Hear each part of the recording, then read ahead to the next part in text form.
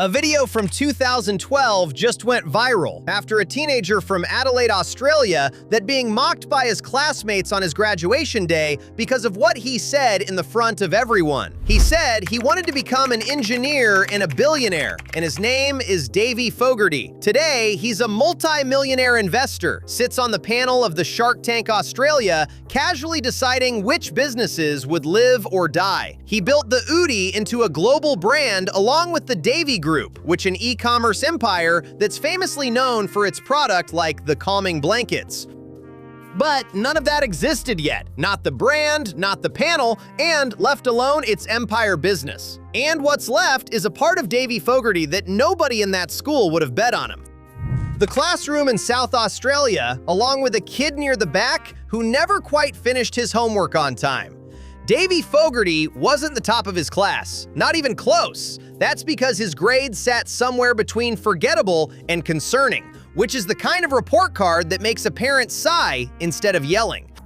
Eventually came the graduation day for the senior year, which is the kind of school's event that take right before they push you out the door for the rest of your life. Therefore, the teachers will ask the student the most important question they ever ask. What do you want to be when you grow up? And Fogarty said two things, an engineer and a billionaire.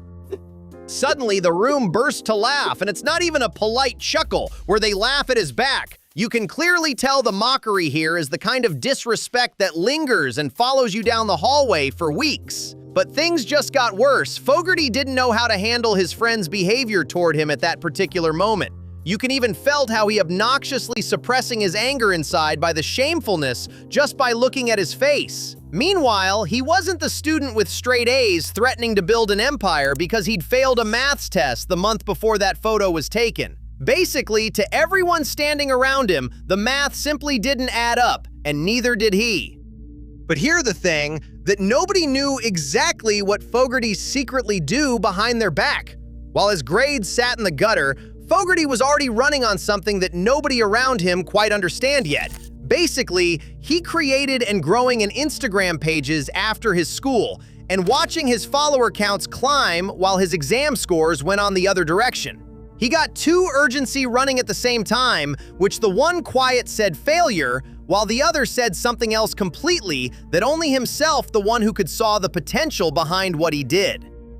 Therefore, the teacher saw a kid who wasn't applying himself, and his classmates saw the ambition that didn't match the transcript, which, the gap, has become an quite entertaining irony joke.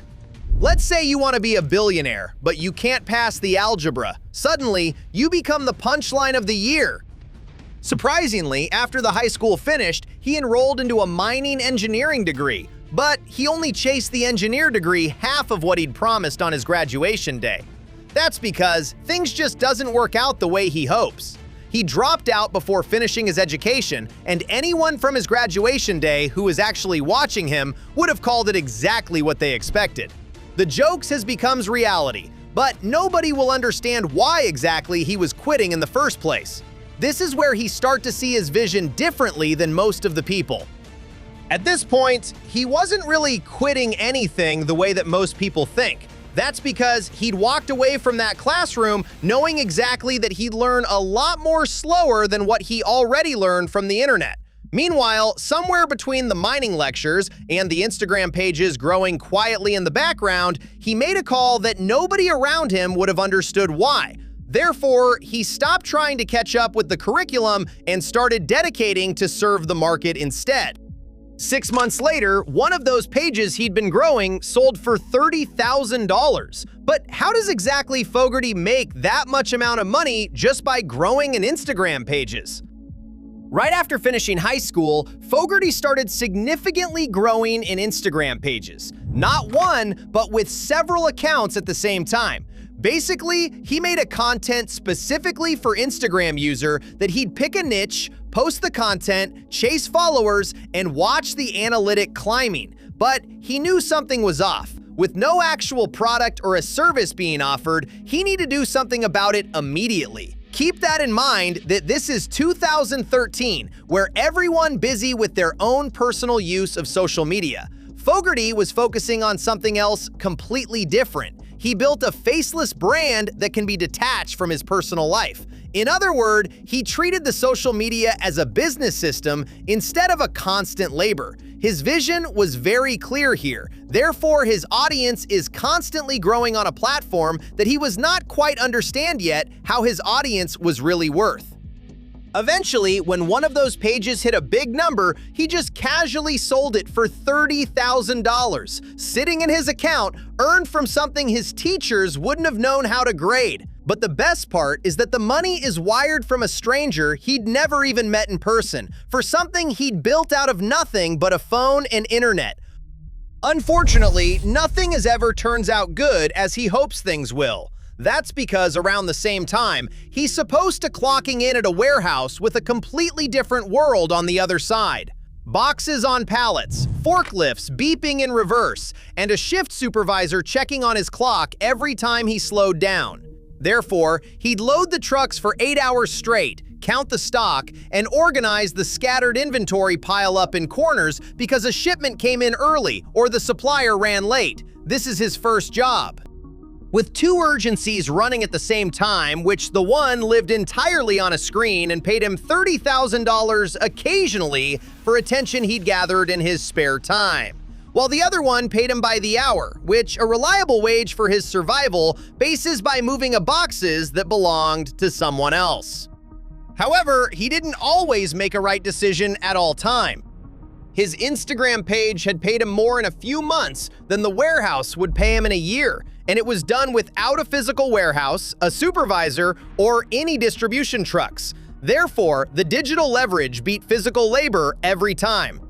But he didn't take that lesson, and instead, he took the $30,000 and went looking for something that he believed was a real business, which the kind with a sign above the door and a till behind the counter. Or at least that's what his guts has to say about it, and therefore, he used the money into a shop that sold Vietnamese rice paper rolls with a storefront which he'd have to unlock every single morning.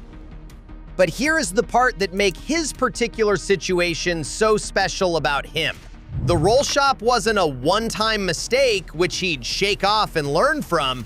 It was the first domino on his stretch that would run over for years, which each one those built have the same dead-end exit. Surprisingly, after the countless amount of attempt with a different product and a different branding, it's always ended up with the same missing piece underneath on every single attempt, which is the equation that actually worked that he had to fail efficiently forward on every version of his early business. But why did his early businesses actually fail in the first place? That's because the simplest form are often the harder ones to execute.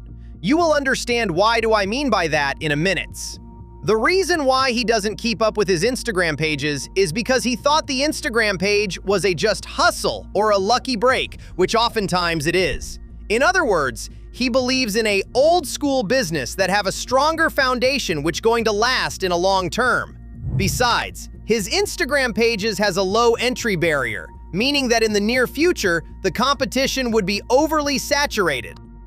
Therefore, he needs to build what he believes is real business. To do that, he has 6 or 7 initial business ventures that collapsed in early days. However, the reason that he failed in the first place is not that he lacked desire or goals. The actual reason why he failed is because he used a weak structure for his business to begin with. The first venture is, he baked cookies and sold them to teachers next door to his school. The problem here was a physical distribution. One person can only carry so many cookies to so many doors. Therefore, the market was capped by his own 2 hands and the length of the sidewalk. But then he started to sold pencils, but with the same constraint and with no scale. A pencil costs him cents. Therefore, in order to earn a meaningful capital, he would have needed to sell thousands of pencils, and yet he had no system to do so. Therefore, he tried to sell it on eBay. Although the platform was there, making it possible for him to reach thousands of customers, but the problem is that he hadn't yet learned digital marketing frameworks. He simply doesn't aware about the skill required to optimize the platform. For example, how to drive the traffic, how to write a copy that converts, or how to optimize a listing for search. The marketplace existed with unlimited potential, and yet his ability to command transaction is limited. Suddenly, out of nowhere, he started to sell headphones. But the problem came immediately. The supply chain infrastructure is missing. Therefore, he barely couldn't control the costs, quality, or the delivery timelines, to a certain point where a single shipment delay or a batch of defective units would have erased his margin entirely. Suddenly, the iPhone cases business started to look interesting. Unfortunately, he was not the only one who thinks so. The market was severely saturated, and he lacked of differentiation, making him just another seller among thousands with no brand story, no visual identity, and no customer acquisition system to pull buyers toward him instead of his competition. Nothing here seemed to work on his favor, therefore he tried on something different at this point. This time, he launched a gym clothing line, but he's still facing the same underlying problem with his previous ventures that he thought it would never become a problem. The brand identity and customer acquisition were both absent. In other words, he couldn't possibly make the people care about another more apparel brand in a sea of options. Therefore, the functionality of the product alone is irrelevant. The people buy because of what the product did, how they wanted to feel about themselves, which the only thing that Fogarty has never considered before. But that's not the only problem he needs to immediately fix to scale his business. For example, when he tried the seasonings venture, getting his product onto the shelves or into feeds required a distribution network he didn't actually have.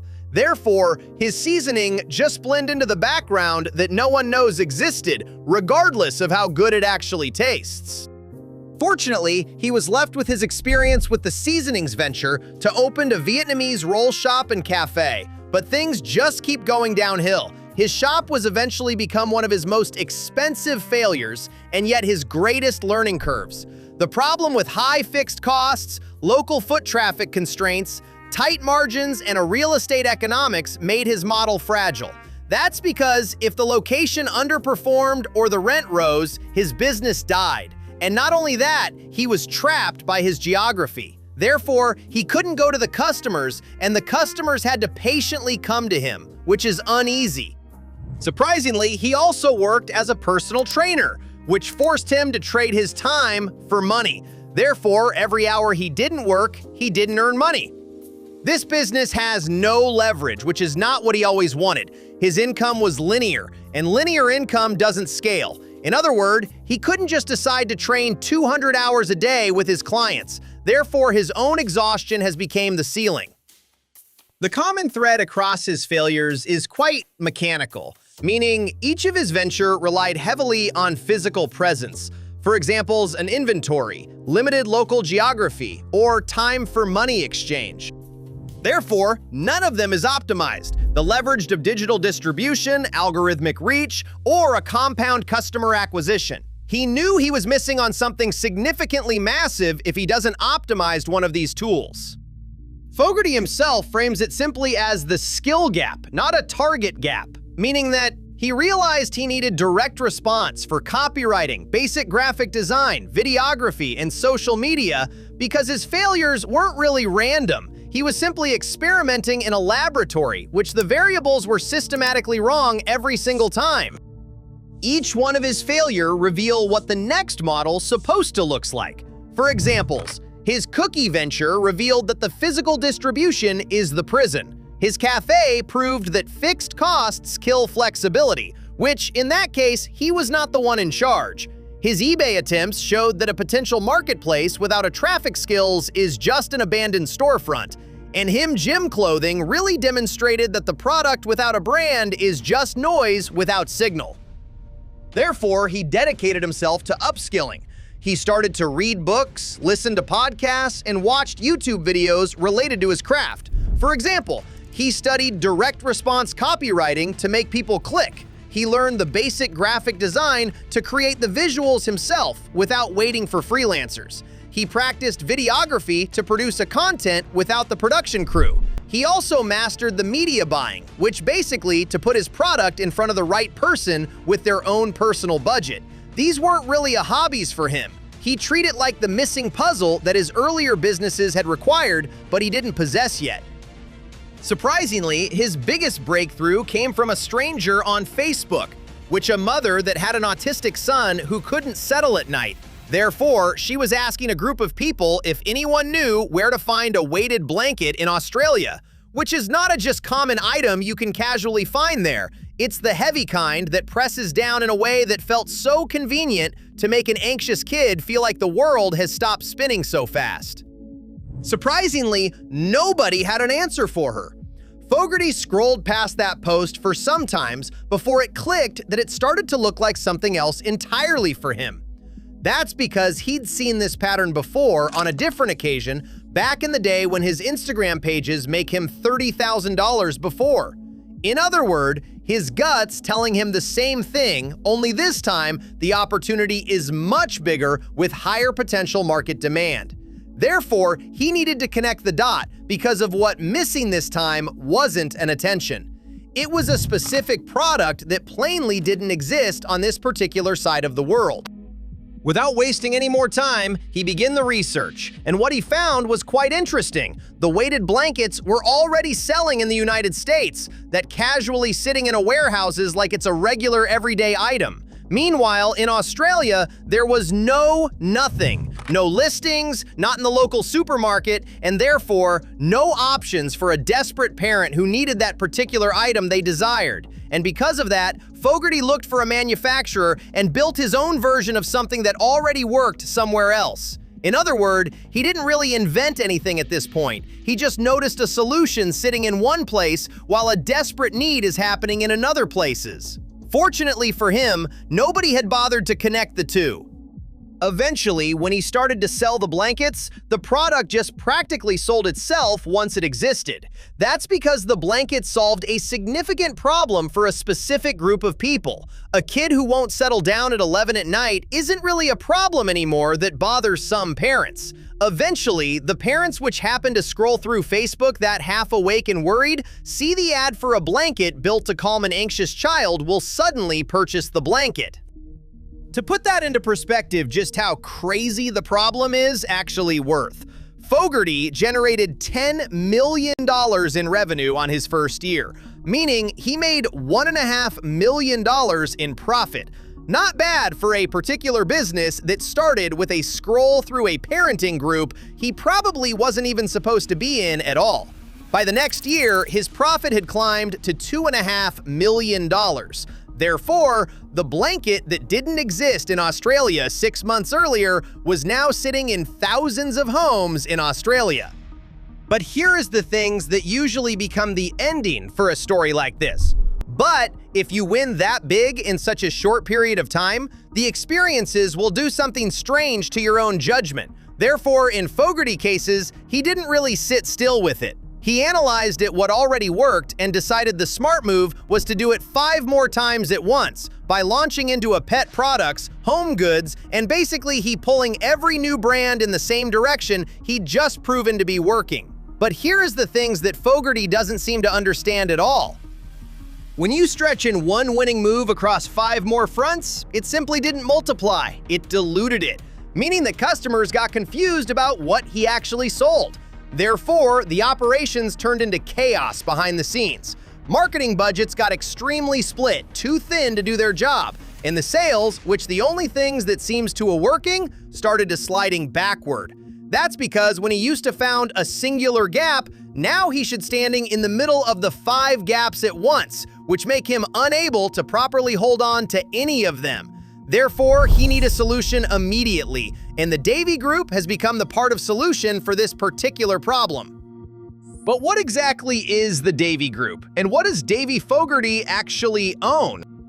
Basically, the Davi Group is the umbrella that holds everything like the Oodie, calming blankets, Pup Naps, and Fido, which 4 different products that comes with a 4 different customer segment, but using the same instinct that's proven to be worked on each one of them. But here is the most influential product that personally built Davie Fogarty legacy.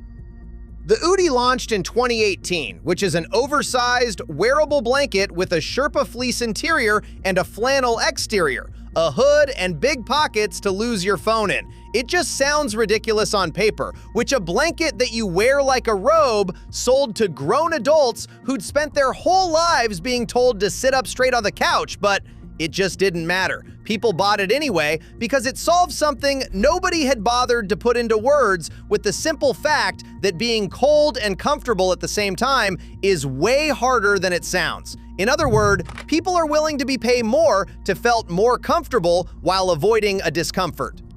Therefore, the number behind this demand is no joke. To show you how much this problem is actually worth, the Oodie just crossed $250 million in sales within 3 years. By the 2022, its lifetime revenue on the brand had passed $400 million. Combine everything sitting under the Davi Group and you land somewhere between $850 million to over $1 billion revenue. All of it is moved through a company that obsessed to solve a meaningless everyday problem toward a potential market demand. Surprisingly, his brand started to borrowing other people's magic. For examples, like deals with Disney, Warner Brothers, Marvel, Pokemon, the AFL, and Barbie. Suddenly, there were Oodies with capes and lightning bolts. The Australians alone spent more than $100 million buying his product. Nobody would have expected what used to be a singular blanket in plain color was now a shelf full of characters people grew up watching, wrapped around them at 11 at night. Meanwhile, Fogarty's success with the Oodie has led him toward the next big things that's similar to his prior success.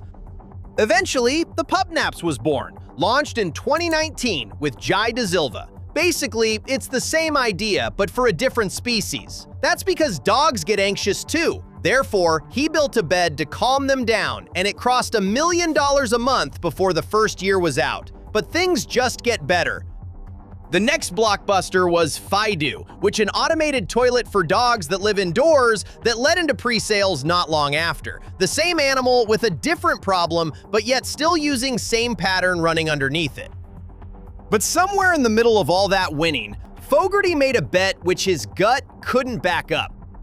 He built a line of weighted toys for kids called Kevin's. Each one got a personality, backstory, and all the kind of detail that turns a toy into a character instead of a product on a shelf. And because of that, he spent $40,000 getting it off the ground, and he believed in the way he'd believed in the blanket that started everything. Therefore, the price started $60. And unfortunately, the parents looked at a $60 stuffed toy or simply looked away. But it just got worse. The manufacturing itself ate most of the margin, plus the freight ate what was left on it. Meanwhile, the advertising needed to convince a stranger that a $60 toy was worth the money, which backfired spectacularly. What makes the situation even worse is that the cheaper alternatives sat right next to it on the same screen, and therefore, nobody could give him a reason to pick his product over his competitors. This is the most significant failure so far, and because of that, he lost somewhere between $300,000 and $500,000 at this point. Fortunately, the stock is still working its way out of a warehouse today, one slow sale at a time.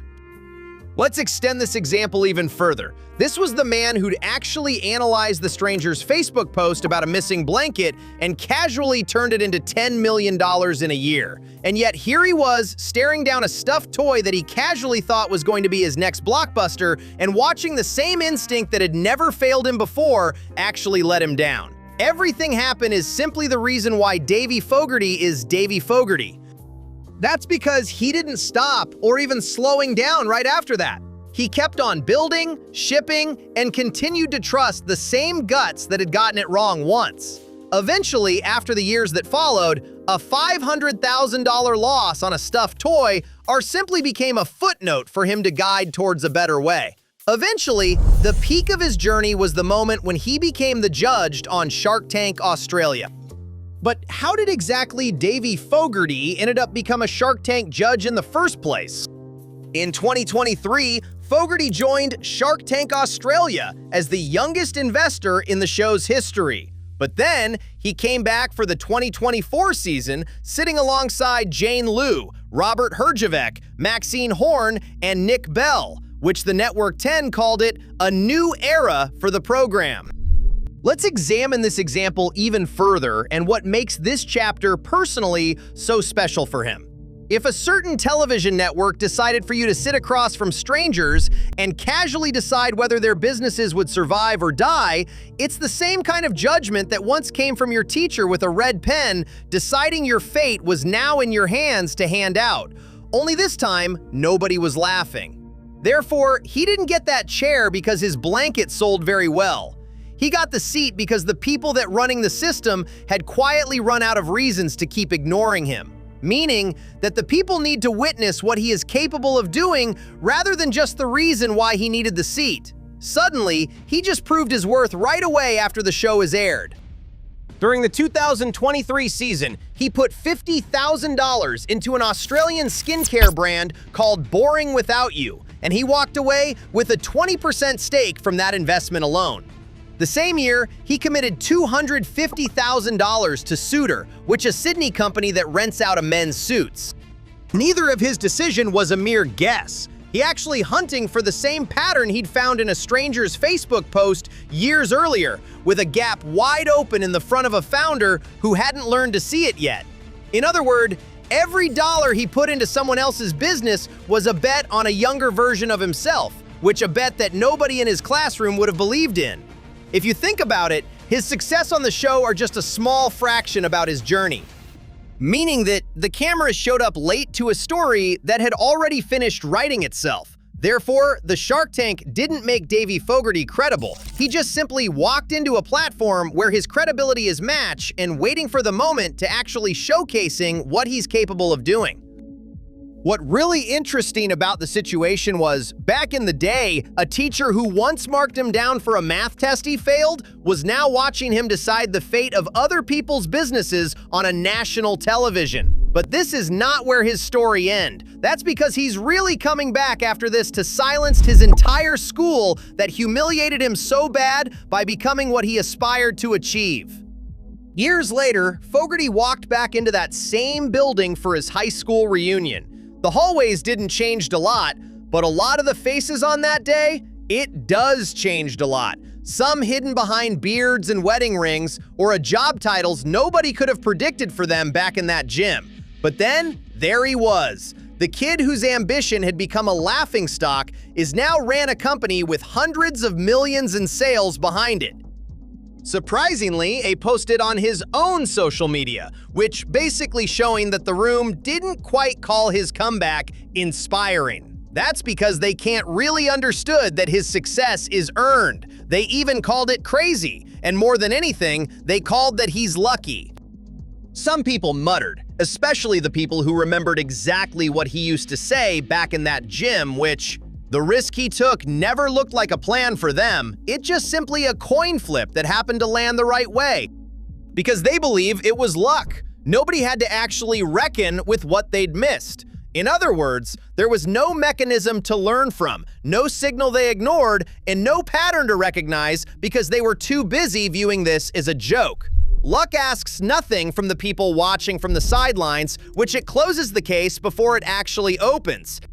Let's go back to his graduation day for a moment. The same faces, but a years younger, laughing at a kid who said he wanted to be an engineer and a billionaire. Nothing about that moment looked like a proof of anything. It's just a kid who failed his math test and didn't really cares about the odds.